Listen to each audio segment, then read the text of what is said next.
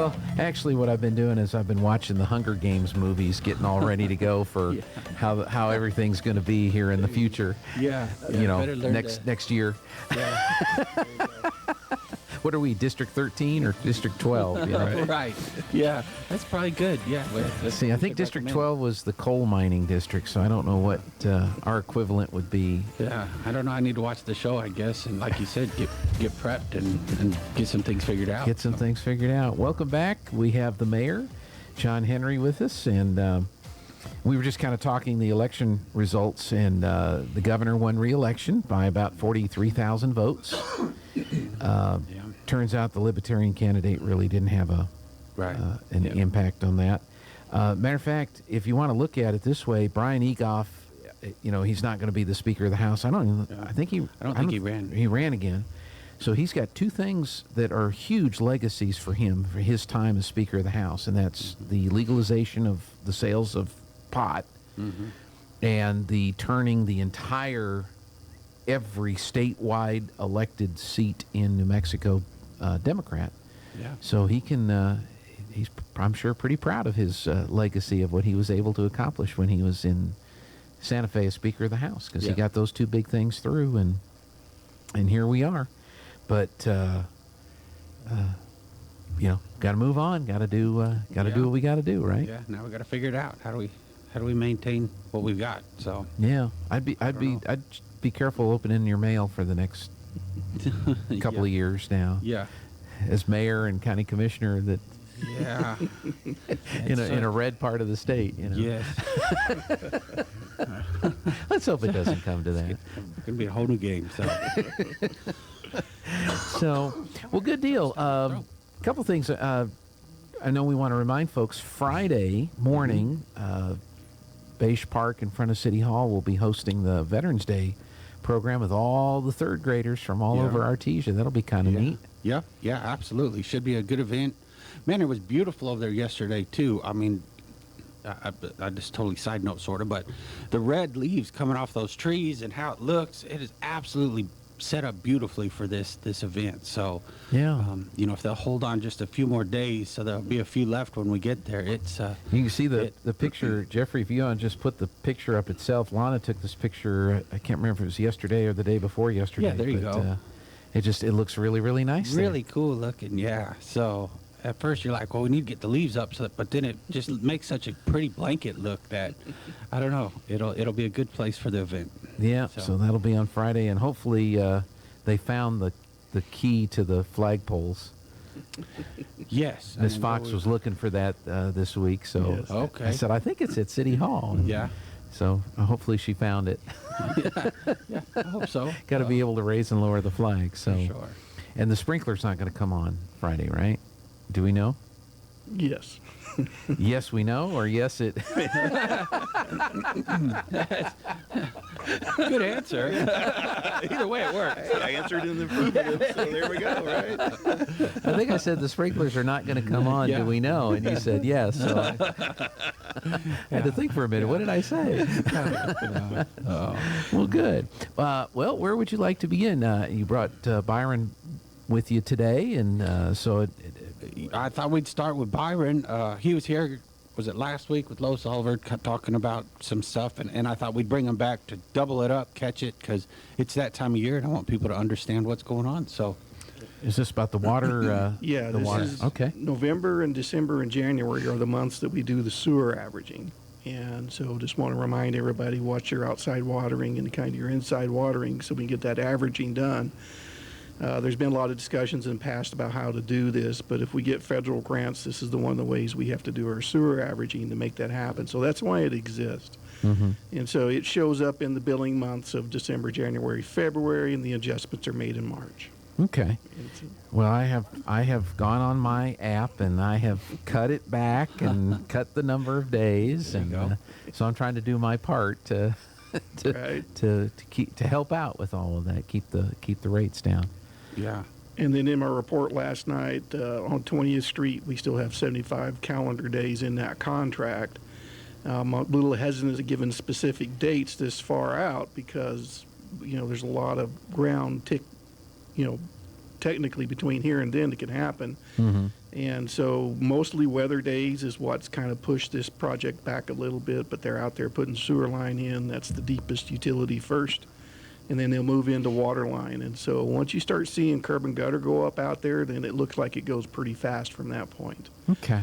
And so we're out there, and we're still out at the industrial park doing phase 3 out there. We're developing 60 acres of a new industrial property out there, and it's still got 220 days in it. So, but it's doesn't really impact anybody as much as these downtown projects. Sure, because those particular neighborhoods, 20th is a big artery for them, and so I've noticed a lot of the people that live in those neighborhoods are having to go into the other, kind of like what we saw with the 20th and Grand intersection. So yeah, and 26th Street is the next big one that's up to kind of help upgrade that piece. And so in between what we were doing on Hermosa and 26th Street, we tried to get in and do this 20th Street because it was showing some pretty bad signs of distress on your roadway out there. mm-hmm. And so I was trying to do what I call kind of a quick job in the terms of construction. This one's only 12 months, not 18 months or 20 months. So it doesn't seem like it's quick, but we're not doing a lot of curb changes there. We're fixing some alley pads and only fixing curb line where it needs it. And so Okay. that kind of speeds things up a little bit. And that's on 20th Street. 20th Street. Okay, where you're at now. That's correct. Okay, and once this phase is done on 20th, then where's the next phase? It goes south from there, from where it's at now, and then it'll split Yeso kind of in half down there. Okay, And so that's where that next phase will show up at. that'll be fun if it's during school time.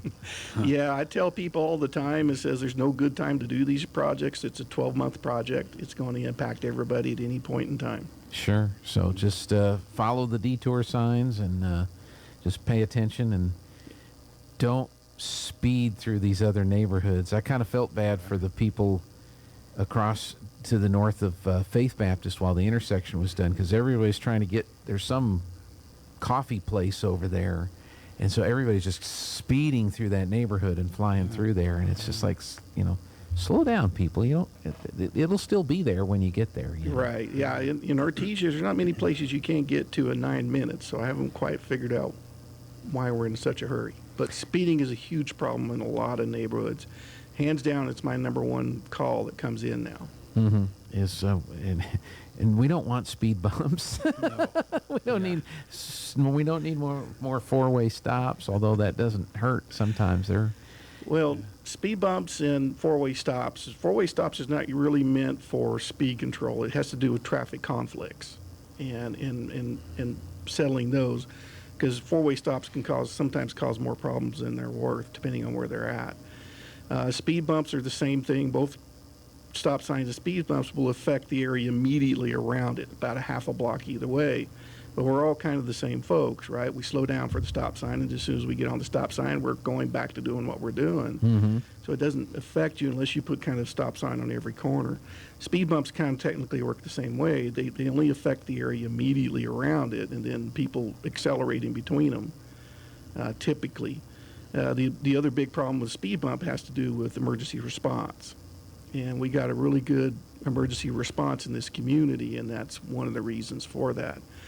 The only place you have speed bumps in this community is actually in Memorial, where technically there's no emergency response there. The ambulances are going around the back. Mm-hmm. If you want to see how they work or how they work in the neighborhood, go watch those sometime, and you'll see them. People speed up to them, slow down right at the bumps, and then speed up going past them. Well, you see that in parking lots where there's speed bumps, or in apartment complexes where there's speed bumps. That's exactly what happens, is what you're describing. And Yeah, and there's a lot of litigation around them.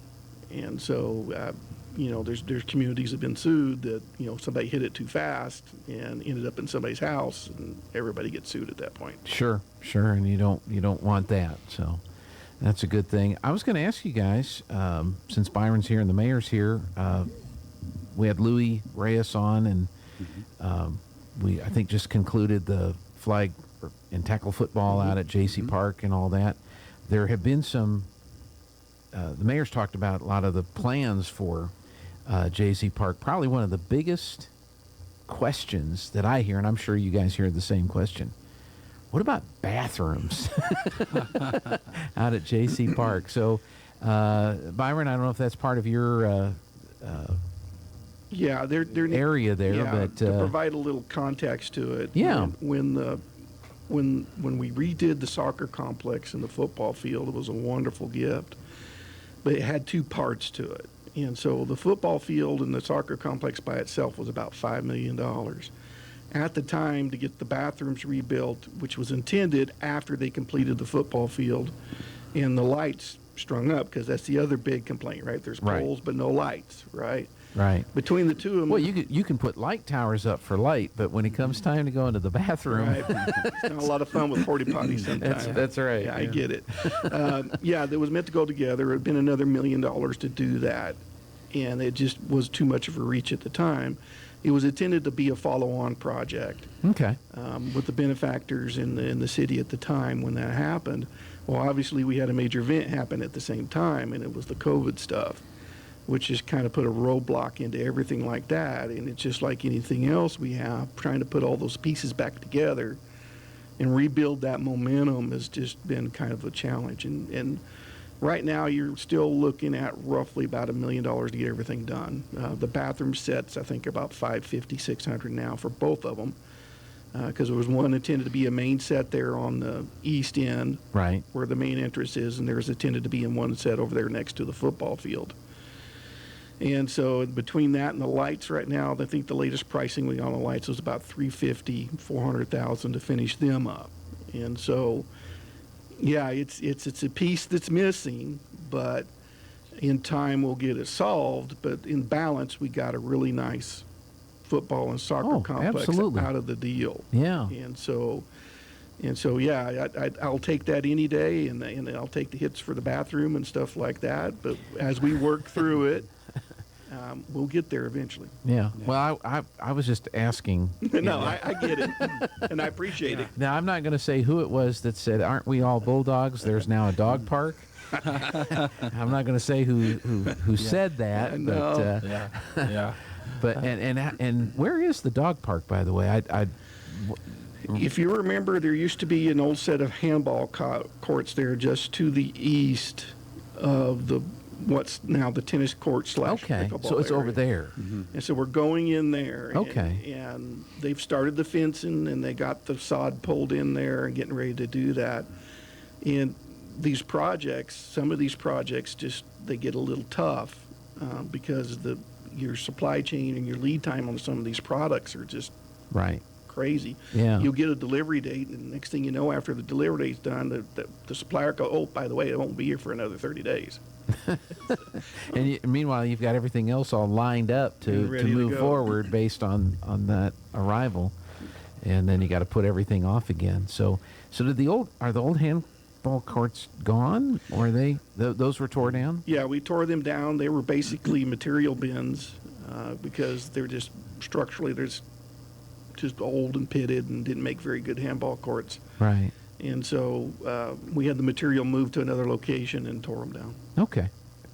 That's probably why I didn't notice it, because they aren't there. Right. Yeah. And so that's on the north part of the park. North part of the park, just east of where the tennis courts are, Okay. is where that'll go. That'll go. And so now another delay in getting that ready to go, I guess.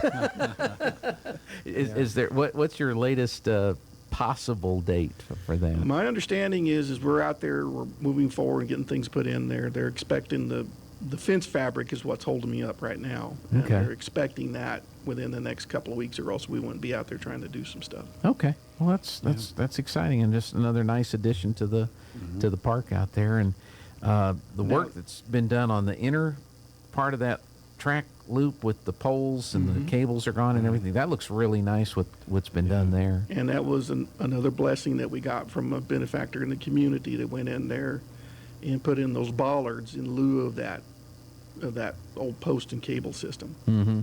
But there's still some post and cable stuff out there, right? Yes, sir. Yeah. As in all things, money cures everything. Well, I've been blessed this year Yeah. with a nice budget to try to get some things done in parks, but Yeah. You'd be surprised how fast it goes. Oh, I can only imagine. It probably gets used up real quick.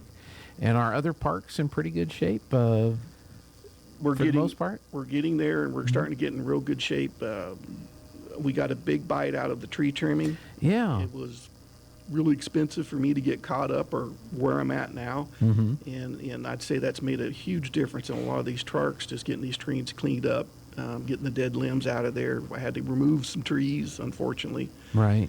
And then the effort that we put into the parks, they seem to be all in really good shape right now. Yep, that's great. And the trees, that's kind of something that needs to be done a little more frequently than maybe it has been done. Yeah, you want to try to do them per annum just to stay on top of them. And it's not so much of a big bite. And so if you got one that's really old but still surviving, you can save them.